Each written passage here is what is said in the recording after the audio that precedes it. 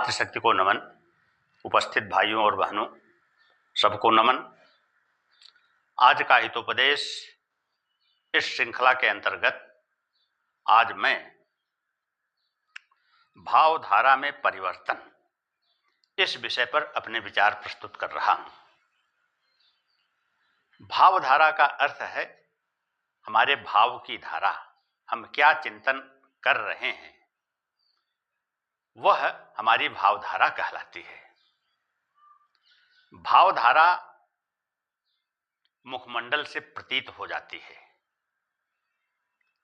हिंसक अहिंसक, सत्य असत्य, व्यभिचारी सदाचारी, सबकी भावधारा उसके मुखमंडल से अपने आप स्पष्ट हो जाती है।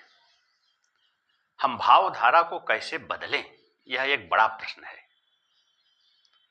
जब हम इतिहास पर दृष्टिपात करते हैं तो हमें मालूम होता है कि अंगुलीमाल नाम का एक डाकू बहुत ही हिंसक था।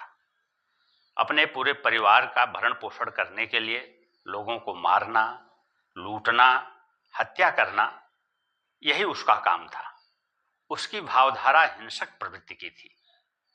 एक बार किसी संत के संपर्क में वह आया। संत ने उससे यह प्रश्न किया कि जो यह लूटपाट हिंसा कर रहे हो, क्या तुम यह अपने लिए कर रहे हो या तुम अपने परिवार के लिए कर रहे हो?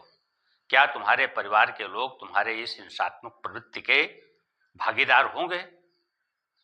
यह पूछ करके बताओ।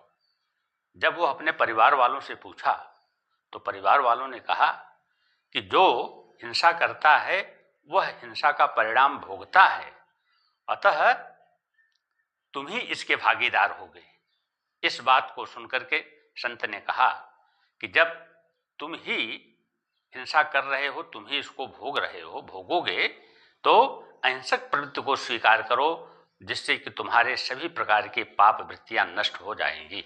अतः मनुष्य को अहिंसक प्रवृत्ति का होना चाहिए।